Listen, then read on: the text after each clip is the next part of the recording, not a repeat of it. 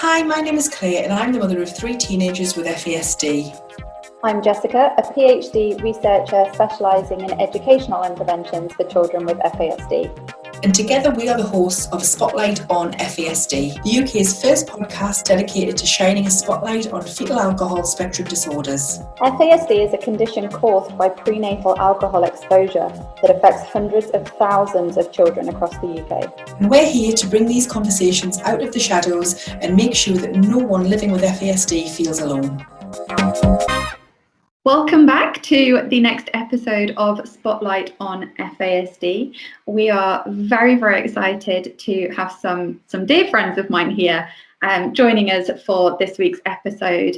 And I would like to introduce them to you, Sharon and Nick Tassone, who started the first residential summer camp for children with FASD in the US. So we're really, really excited to speak to them. Whenever you hear me speak on these podcasts about my experience of camp or my real life experience of working with children with FASD, it's their camp that I'm referring to. So we're really, really excited to speak to them. It's a place that is very, very dear to my heart, and I'm sure that everybody else is going to love hearing from you as well. So hi, Nick and Sharon.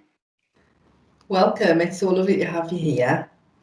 I'm very, very excited. I have heard so much about you both over the past few years that I feel like I already know a lot about you, but I'm dying to pick it apart a little bit and to see, because I know the impact that you've had on Jessica and where her life's gone, really.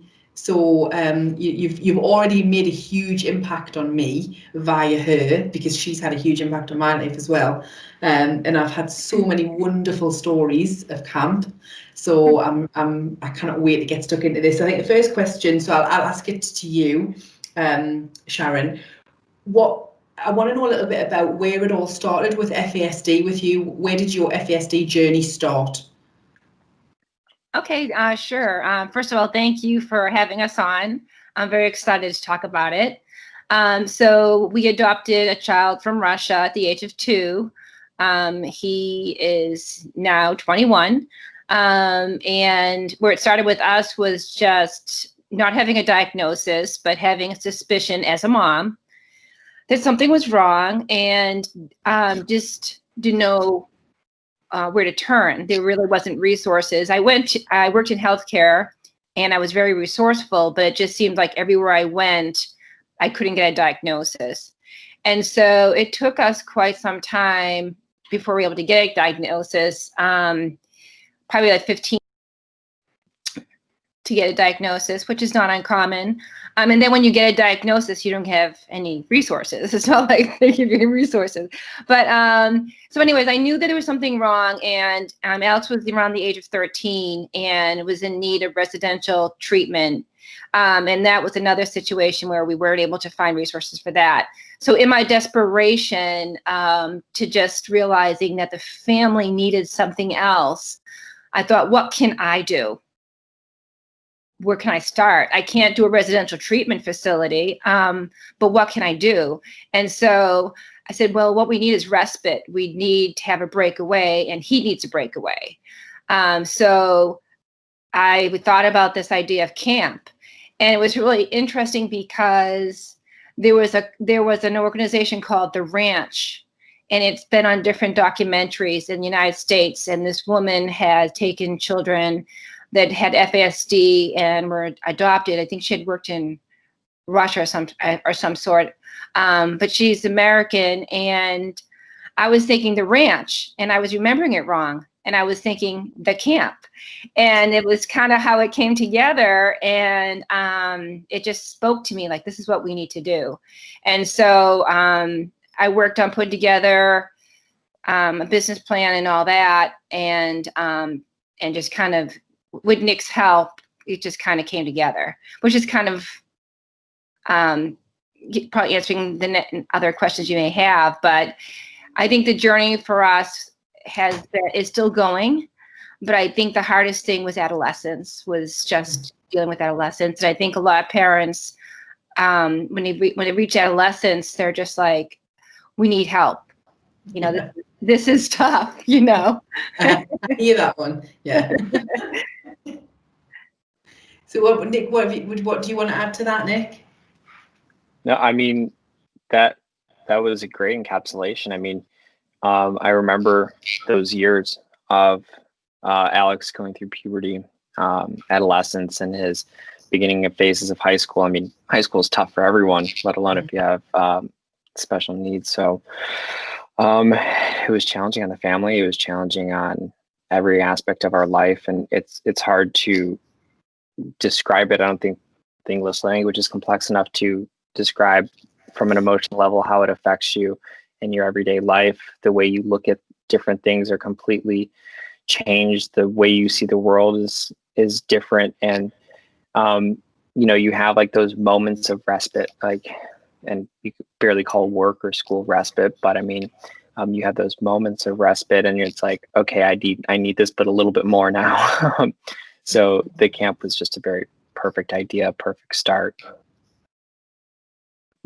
And Nick, you're talking as a sibling as well, which is kind of a different perspective than we've had before, where we've spoken to a lot of parents or carers or you know, people in different capacities, but actually like talking from a sibling and how, you know, you needed that respite just as much as everybody else in the household. Yeah, Definitely. I just need to touch on what you've just said, because it really hit me then, took my breath away a little bit when you I don't think I've ever heard anyone speak a more true sentence to me, where you've just said that the English language isn't complex enough for you to be able to describe the emotions, the way it makes you look at every aspect of life in a different way, and not necessarily in a bad, not negatively, but it just flips everything. And that is so true. It was like it was like, I'm desperate not to interrupt you, but I'm thinking, oh, I don't think I've ever heard that described in that way. It is so true. Yeah, right. It's when I hear the families share their stories at camp with one another. I mean, sure, you could share like the anecdotes of various situations that occurred, but it's like that like person to person emotional connection. That's like, okay, you get it. Like you're also in this, and what makes it difficult is when you're trying to explain it to a doctor. If you can't really explain it to a doctor, how can you get a diagnosis? And if you can't really explain it, the complexities of it, at least at this time, from a human to human perspective, how are you going to train a doctor to diagnose it? How are you going to be able to recognize it? And I think it's one of the major obstacles that exists, just from a different light as well. Yeah, definitely. And that's another thing that we've spoken a lot in other interviews as well, and that's a shared challenge across the globe. You know, that's not something that, and even what Sharon, you were saying, as we open this, you know, your struggles to find a diagnosis or somebody who would and could diagnose that's, you know, it's the same story that we're hearing here. It's the same story that we even hear in Canada. You know, it's a global problem, and you know, it's, you know, that's why we're trying to do this really and bring people together. So I went off track there a little bit, but so we've spoken really about you know, how the idea of a summer camp evolved, but like what was it? So Sharon, you'd seen this documentary, you had this idea of some sort of residential facility, some sort of camp, you know, you needed some respite in some way, but there's quite a big step there between actually having this idea and thinking, wow, that's great, we need some respite, what can we do? And 2016, where you had, you know, you arrived at Camp Duncan with the team ready to go. Yeah. How would you bridge that gap? Like either of you, like, you know. Nick, you want to start? I can speak for her. I think it's in her DNA.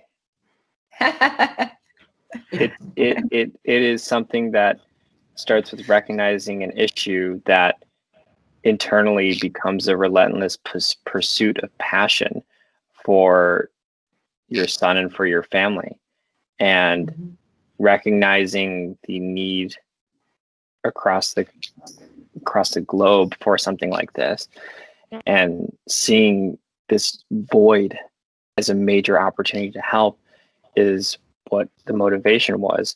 And we were fortunate enough to have, my mom was fortunate enough to have the expertise in the healthcare field to remember every single doctor that my brothers ever visited, to have the connections with them, to have enough of a relationship to be able to ask two of them, hey, I want to do this, can you help me?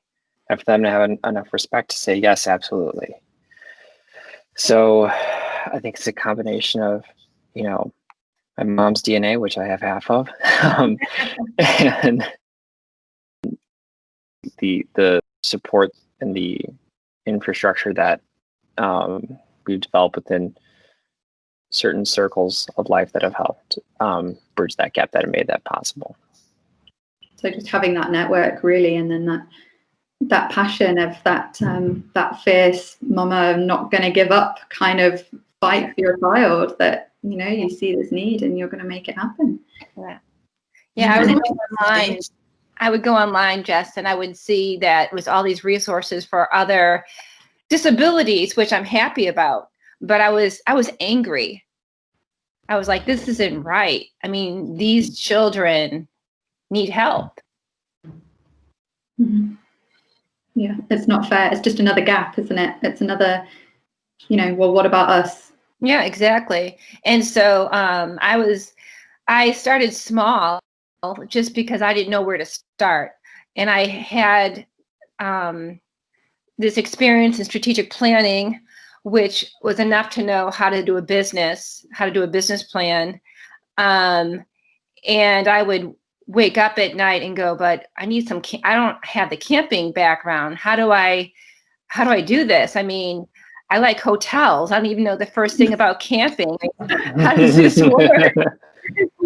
And I was just like, I remember just like waking up and just going like, God, help me. And I went online and found this American Camp Association in Illinois. And I'm like, oh my God, this is like unbelievable. And then I called all these camps and asked them, hey, do you have a week free? I need to rent your camp. And they're like, yeah. And they're like, I had a whole spreadsheet, and they're like, nope. I'm like, how's this going to work? And then one of the people I spoke to on the phone said, have you spoken to Gordy Kaplan? And I said, no, who's he? And they said, oh, he is the president of the Illinois chapter for the American Camp Association. You need to start with him. And we did. And Nick was with me on that venture, and that started the ball rolling. I mean, Dr. Oates was Alex's international clinic physician like 15 years prior in Russia.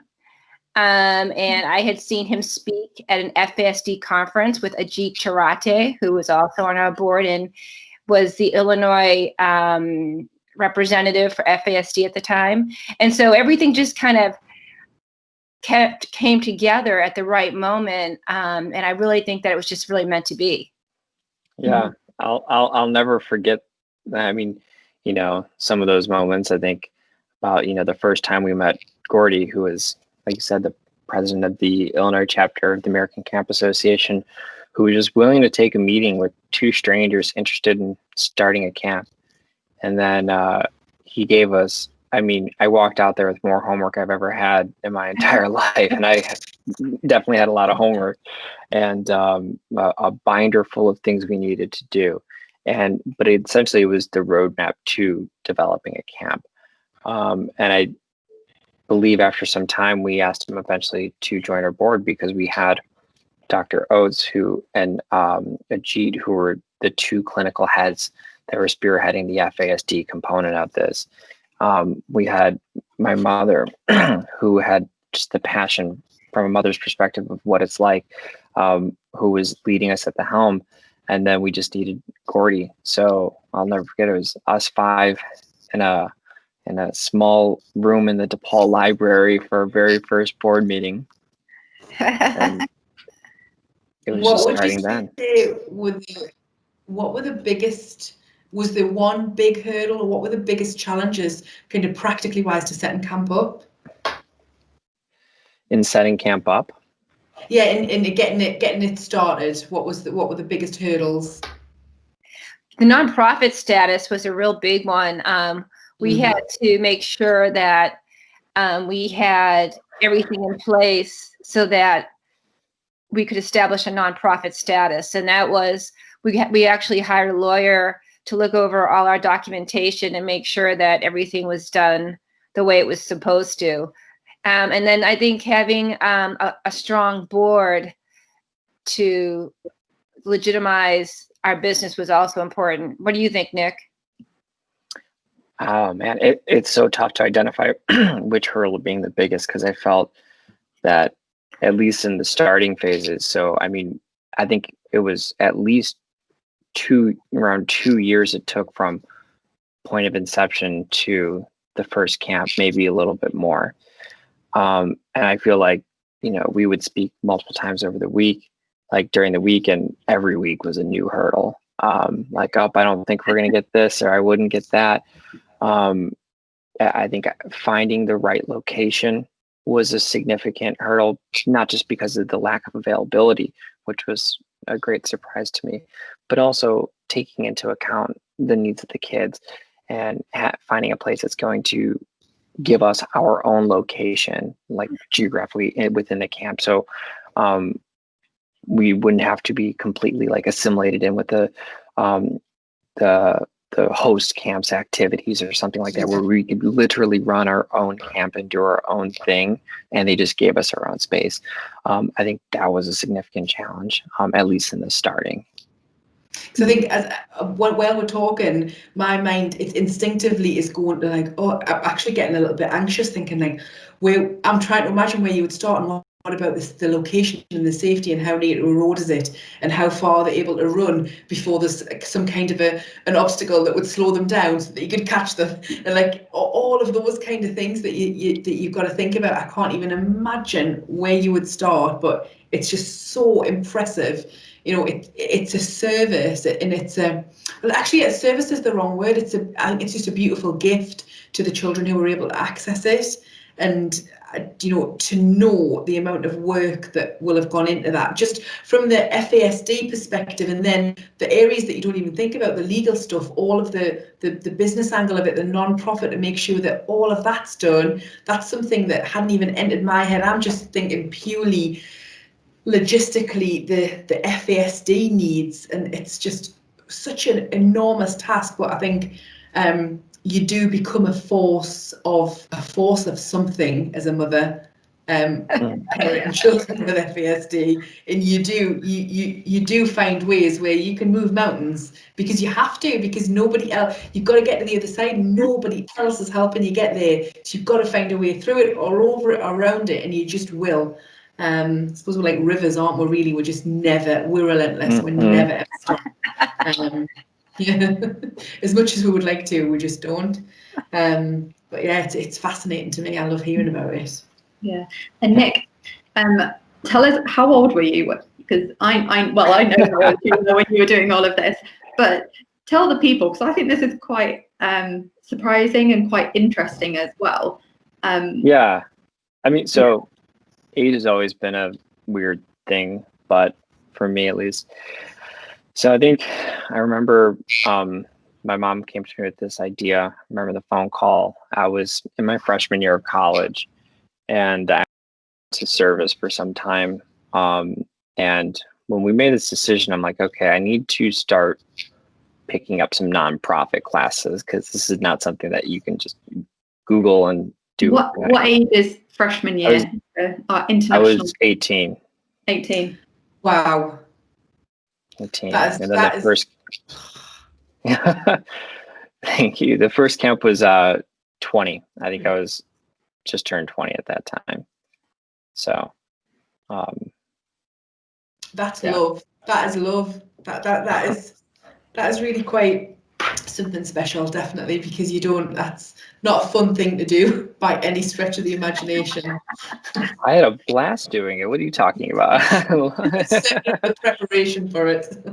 Right. I mean, I think if anything, it's a testament that you should not let age be a factor in making a decision to, doing what's right. I mean, my mom was not like a young mother at that point in time. I was already in college. She's ready to check things off her list and go retire. And when she took on this hurdle and being too young, sure, you might not get a phone call back or two, but, eventually someone will take you seriously.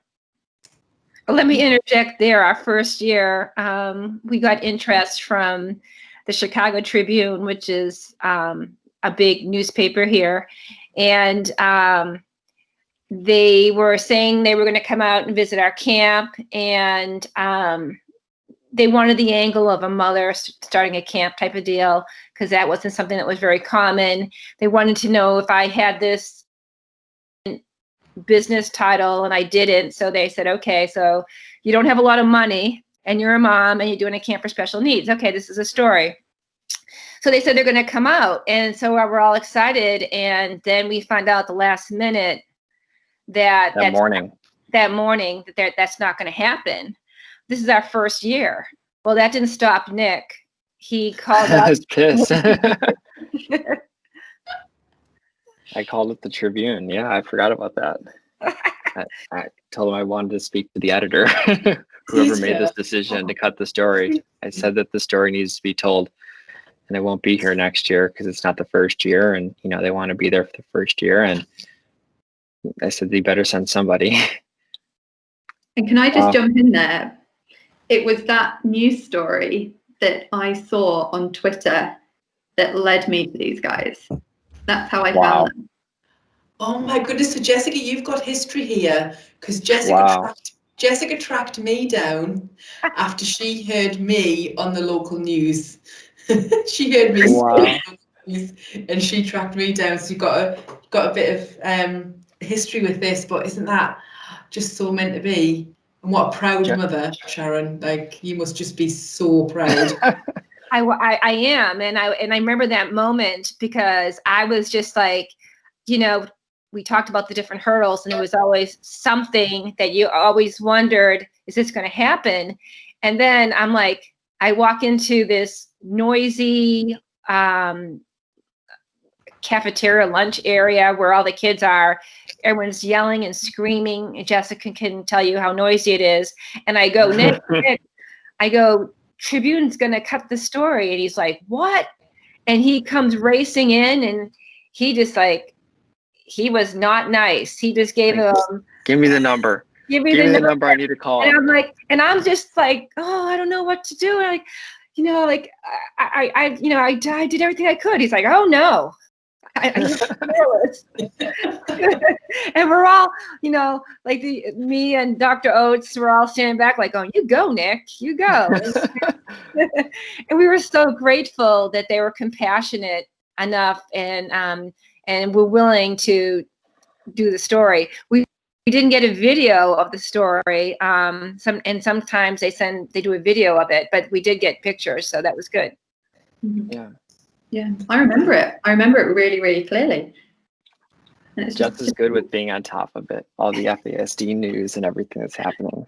Like that one came to me, like it was just on Twitter.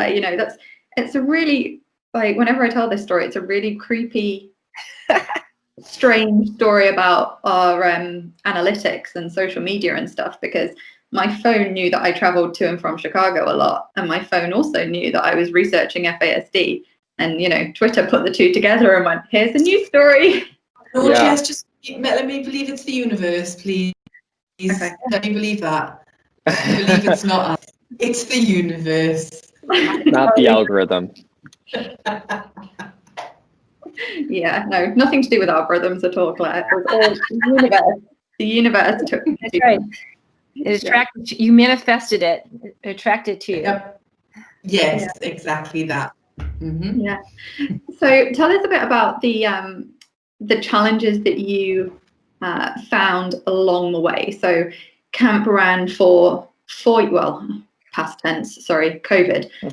Camp went ahead for 4 years before COVID put a stop to 2020, unfortunately.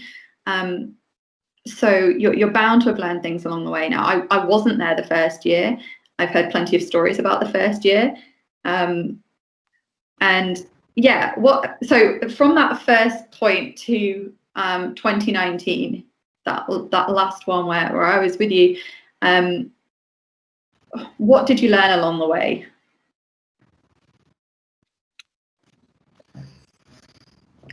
Calculated growth.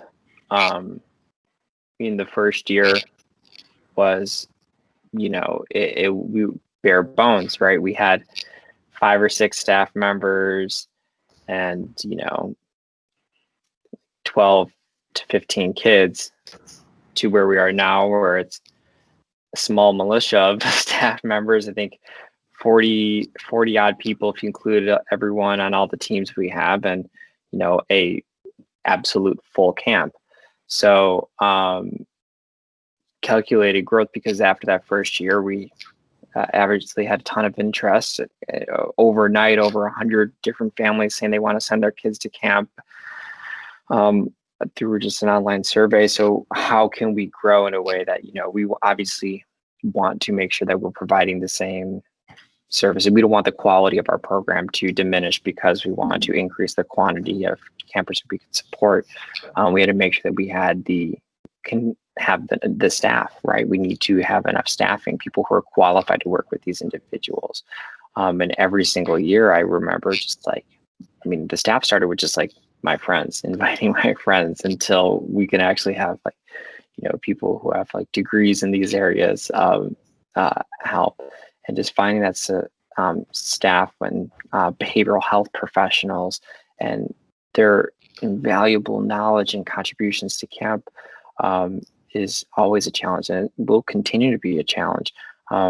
It's without the intervention specialists that we have, and the social workers that are present at camp 24/7, we wouldn't be able to function. So moving forward, well, we could talk about that later, but it's the growth part of it that has always been a challenge. Nick, can I just ask, numbers wise, what is a full camp? How many I think we can do. I think maximum capacity is 30, but we usually keep it around 25, which doesn't seem like a big number, but when you have 25 of them, all those kids there. Yeah. That's a big number. Yeah. Right. That's impressive. Right. Mom? So I want to ask a little bit about. Sorry, Sharon, go on. The challenge is, I definitely would say staffing, especially the first year. I remember I was doing a lot of praying. I still pray, but I'm just saying during the time I was just like in my pool going, God, we need staff, send us staff, and we need the right staff. And Nick, the very first year, Nick was in college. So the staff was mature and passionate. And I think that combination is really important. And the other piece is providing them knowledge. But until you do it, and as a parent, you would understand this. If you were to read a book on FASD, there's no child that is the same as another child. So doing it is really preparing you for it. And I have to say that staffing is one of the things that's really important. And it's not just the camp counselors, but it's also the clinical staff, because this population not only requires a physician because of all the medications that are involved with this disability, but it also requires supports, ancillary staff. So they need to have RNs be there and nurse assistants be there, to track the kids down, make sure they get their meds and that kind of thing. And if there's complications, make sure that that's handled in a responsible way. There's been times where parents have shortchanged us meds, and you have to unintentionally. And so we learn that we have to actually count out the medications before they leave to make sure we have enough medications for the whole time that they're going to be there. Before they get on that plane to go back to where they came from, we have we have everything that we to hope that the child is going to have a successful time there, because this is for some of the children and the parents, this is the first time they've been separated from their families.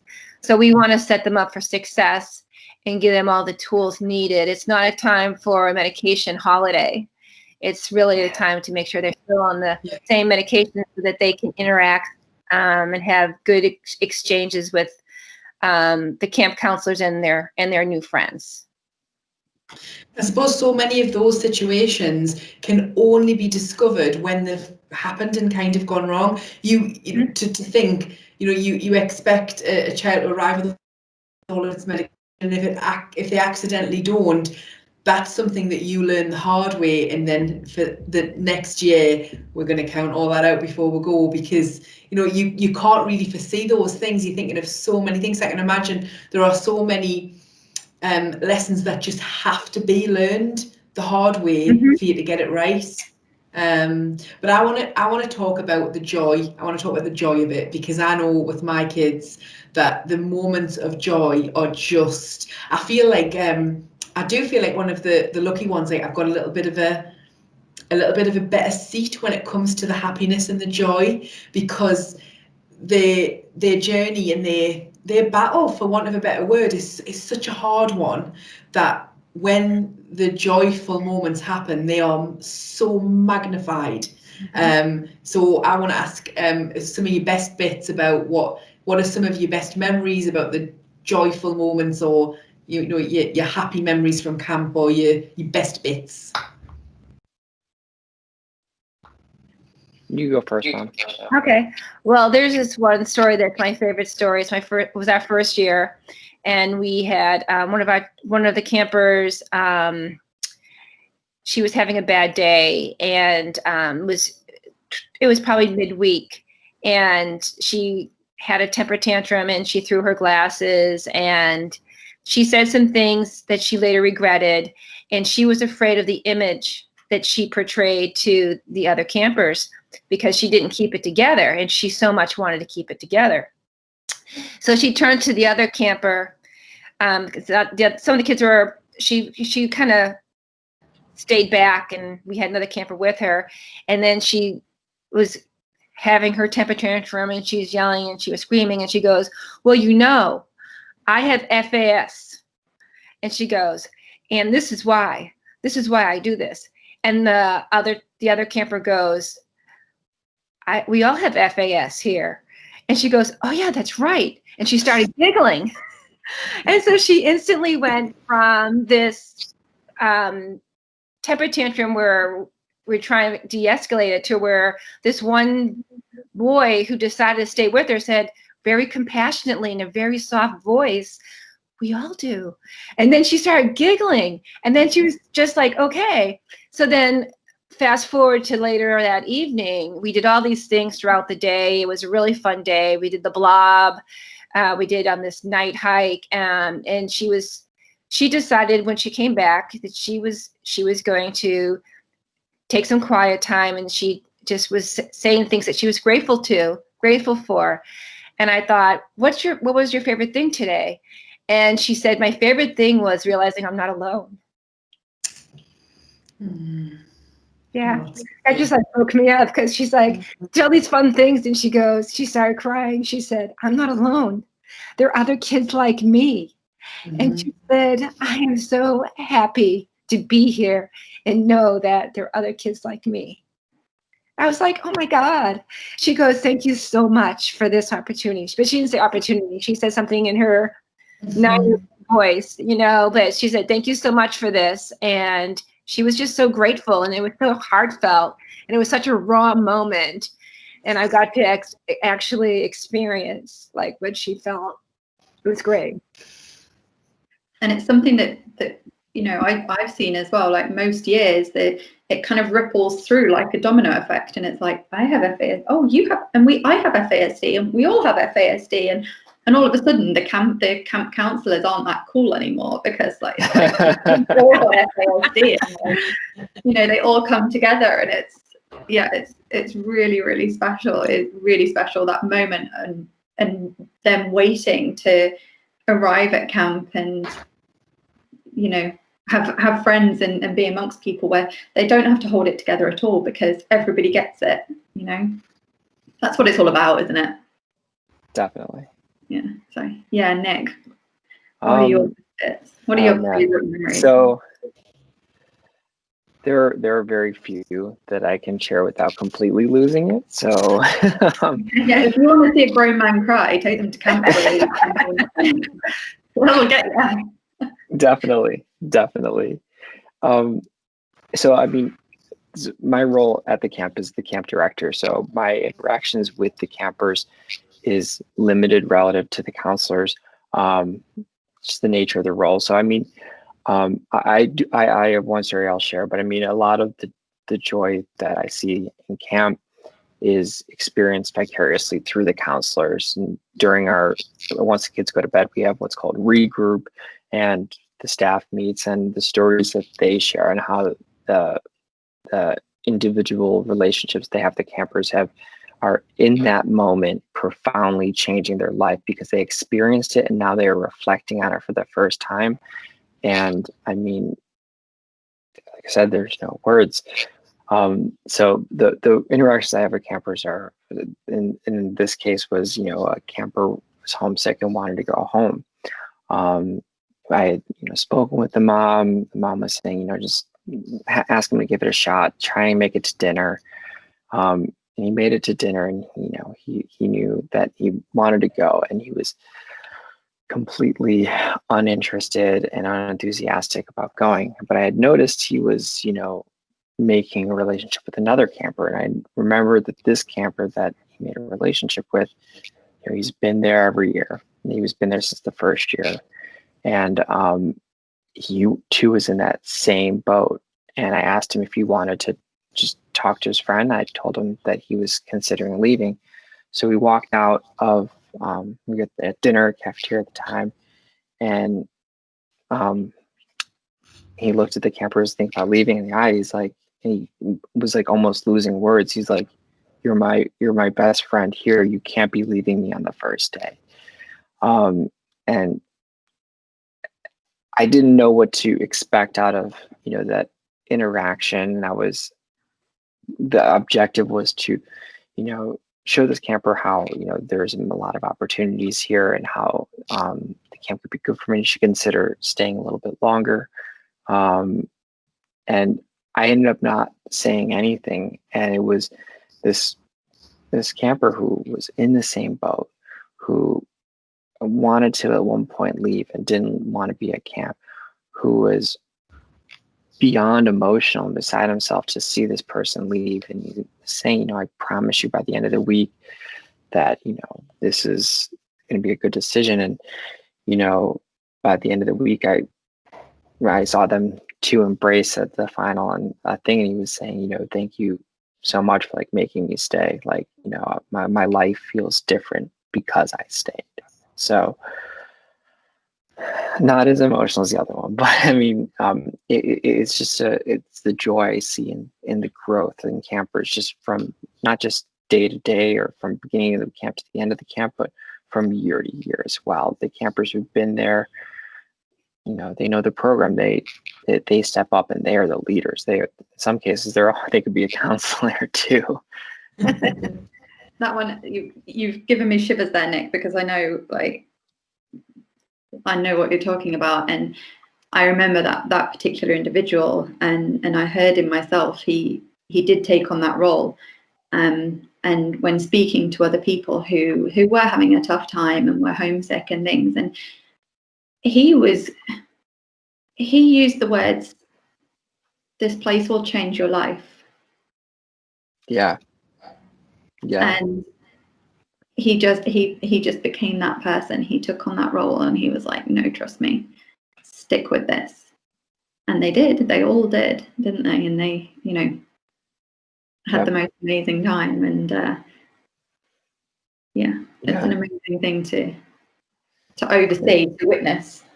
Mm-hmm. It's the transformation, though, from like that very first year where he would try and say everything under the sun that he possibly could to like get in trouble or try and go home, and you could say what you want, sticks and stones, but and then this the second year, there are kids that do that, and he kind of sits back and he's like, oh, don't worry about them, they'll get over it. I think it was day 3 for me. Yeah, he became like a voice, didn't he, between like the staff and the camp. It's like he's just dealing staff with really knew that it was going to be okay. Mm-hmm. Yeah, and it is like I just not trying to jump in on your interview. I just want to add to that slightly that please. You get to see those transformations and those experiences of the campers throughout the week and watch them evolve, and even year on year. But you also see the transformation of the staff group who, I remember in particular last year when my brother came with me, there was quite a few staff that had no experience of FASD, had very, very limited knowledge of FASD before signing up to camp and starting all the training for their role and that kind of thing.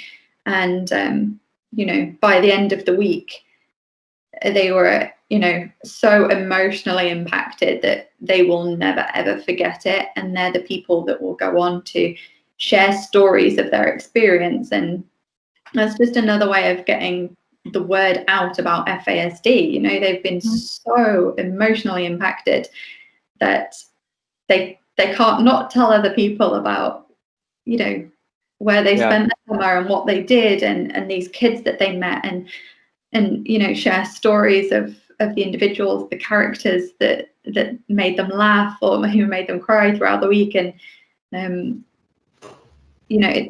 there's 2 parallel pathways there, that transformation for the campers and for the staff. It's awesome.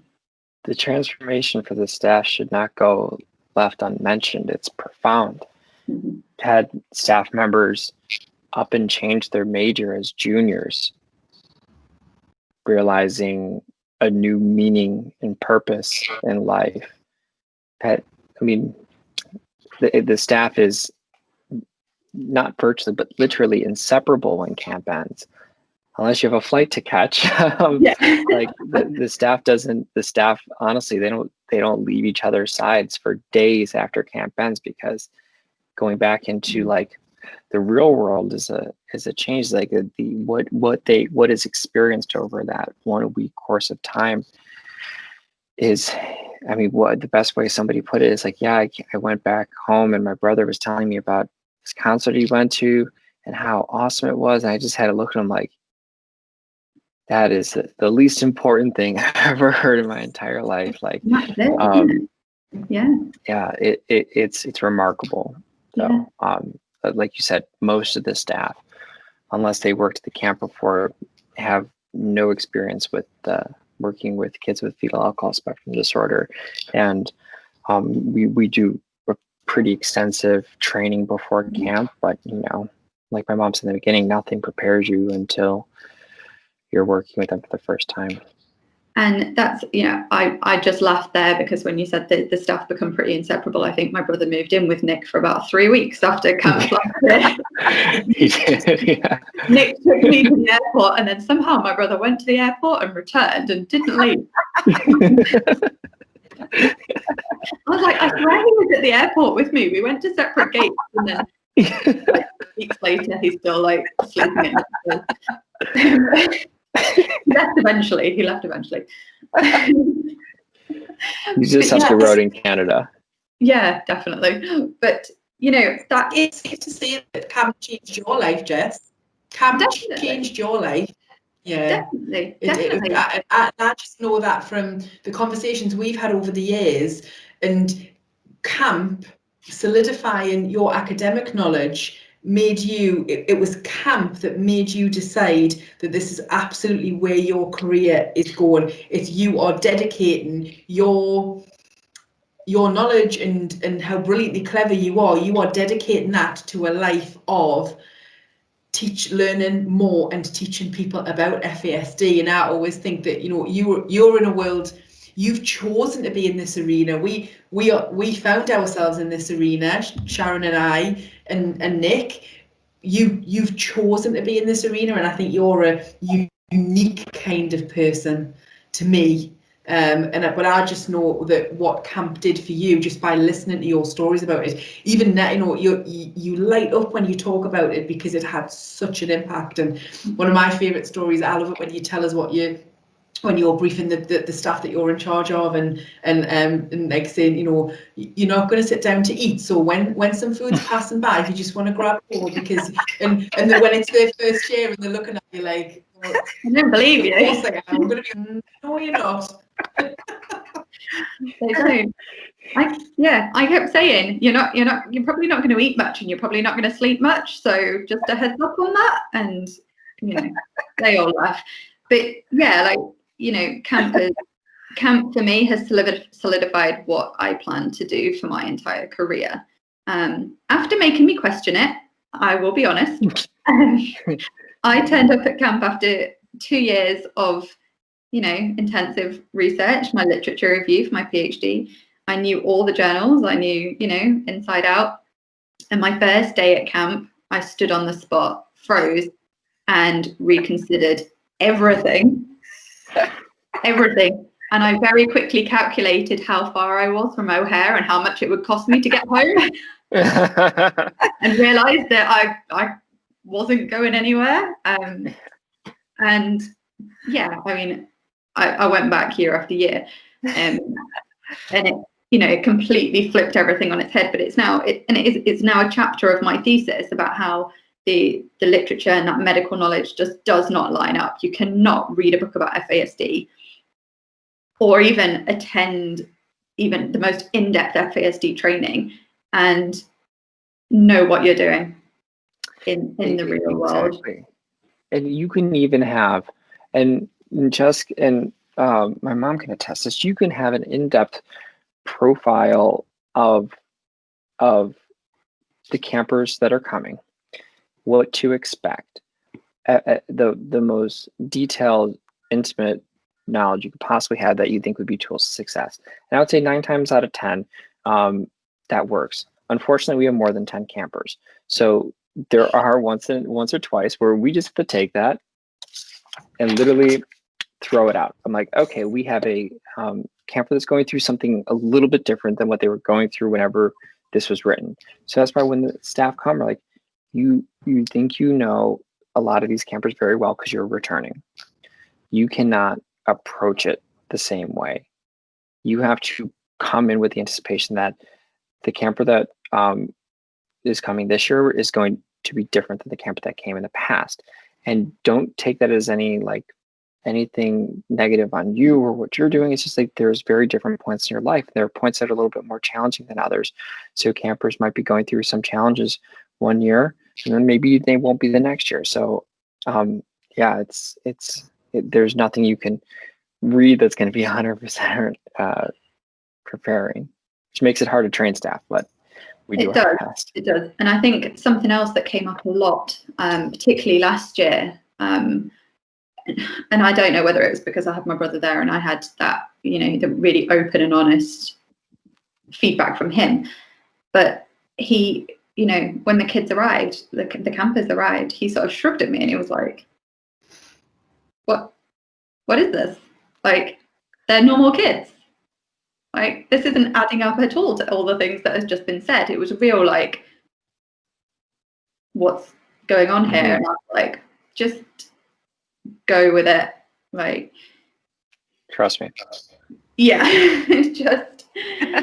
just go with it, because, you know, you'll start and, you know, there'll be masking and things like that. And it's so complex that you can't possibly train them. And that's why I think that, you know, camp has such a fantastic structure now of support and staff and senior staff in place to make sure that you know, it's got that flexibility that, you know, when these things happen, people are there and the experienced members of staff are there. They're ready to support those with less knowledge. They're ready. They, you know, there's just that structure there, which, you know, you guys have built over time and with experience and that controlled growth, Nick, as you mentioned. Definitely.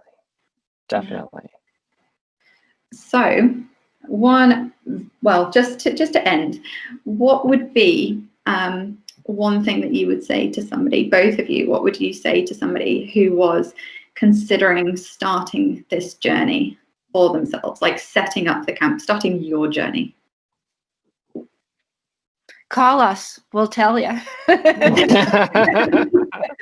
No, I think that I say go for it. Obviously, I would say that. I think just from the fact that if a mother and a son can do this, anyone can do this. I think it takes passion. I just think it takes organization, having some partnerships with healthcare professionals to give you confidence and a strong foundation, and you have to work with people that you trust, because this is a complex group of campers and emotions run high. So you want to make sure that people that you work well together and that you trust. And even healthcare professionals, everyone's learning this. So it doesn't mean that everyone's going to have it all right all the time. But if they're going about it for the right reasons and they have their heart in the right place and they think that, and the kids come first, I think that's what's most important. And financially, you need to have some money put aside, because this is expensive. We haven't talked about the cost at all, but the camp doesn't charge the parents the full cost of camp, and even then it's expensive. So and it's just, in a lot of times financially, parents don't have the money to pay for camp, so there's scholarships involved. So you need to have a little bit of a nest egg put aside to say, where's this money going to come from for at least the first couple of years, until you're able to form partnerships and get donations. And many times the donations are coming from the families that go to camp and their family and friends. So it's word of mouth. So I would summarize it by saying, a strong team, believe in yourself, and know it can happen. What about you, Nick? That's good advice. I'm going to say different things, not because I disagree, because I just don't want to repeat the same thing, because or else I'd say the same thing you would say and then more. Let me see. I think it starts with having a real critical understanding of, where you're at in life, time-wise and socially. And I say socially, well, we know it's a big time commitment, but I say socially because you should be able to list on a piece of paper 50 to 100 people that you can approach and ask them to either help you with this, whether it's helping in a capacity that is at the camp, setting up the camp, or financially, because you have to anticipate over half will say no. So I think it starts with making sure your network is large enough and as well defined that they're going to be there and support you. I think it takes the, unwavering drive that one has, because we had every single reason to not do this at a million different points in starting the camp. And even after the camp was a million different reasons. But you need that one reason that's going to keep you there. I think the unfortunate thing about starting a camp is it's very boring. It's not like, I had, like I said earlier, I had fun doing it, but it's, you don't get to those flowery moments that are so meaningful to all of us until so much longer down the line. And when it comes to planning the camp each year, especially like, it's winter around these times, it can get tough to, lose that vision and lose that sight. So you just have to have very clear direction in what you need to do and clear objectives. But I think the number one most important thing for me is having people in your network that are willing to support you in all those different respects that I mentioned. And if that part is missing, that's the first part you need to work on. Yeah, that totally makes sense. Yeah. Oh, it's got my mind ticking over, and something that I would love to do. Just as a mother, to have something like that in our country, to be able to access. Like, I know what it would do for me and my children, so I absolutely know the importance of it and the need for it. Just where to start.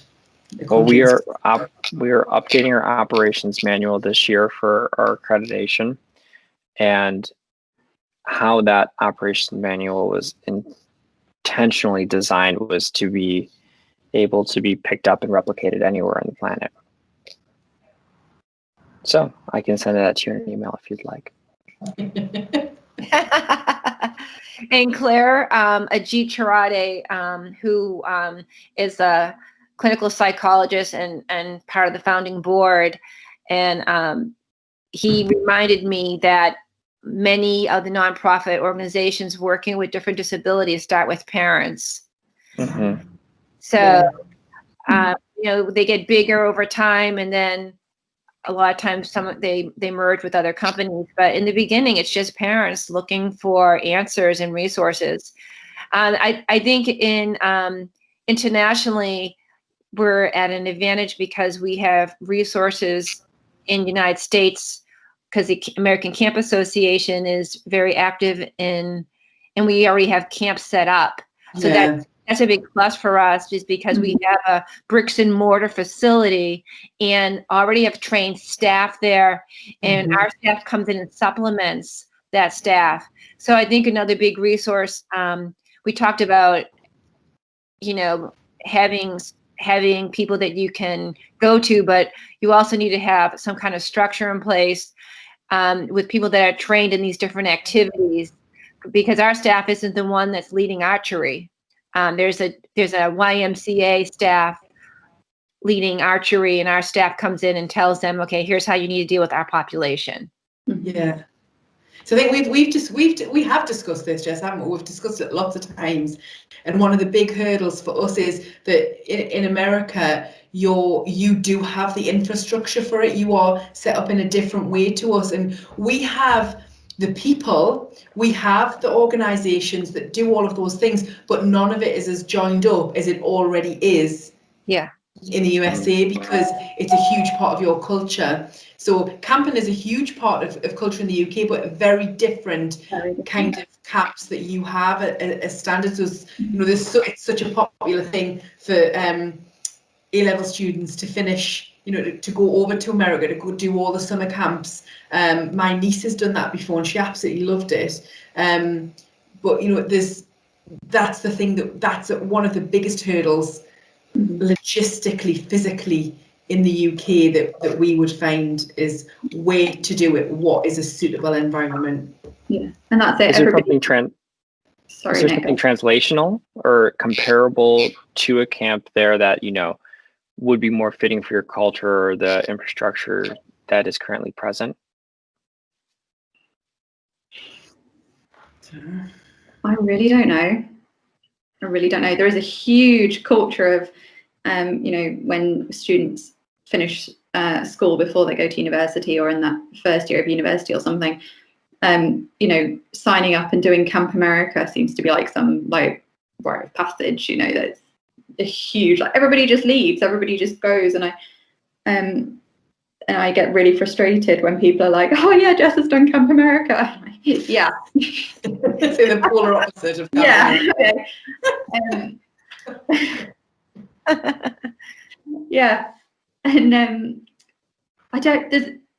I don't know what it is, but there's a reason why everybody leaves to do that elsewhere. We have activity centres, but I really don't know. It's disjointed, isn't it? It's not. It's just individually. If you broke everything down that you have, we have it, but it's disjointed, and it would involve journeys, dangerous journeys, you know, or all together on transport. You know, it would involve multiple things like that, and it's just, it's achievable, obviously, but there would.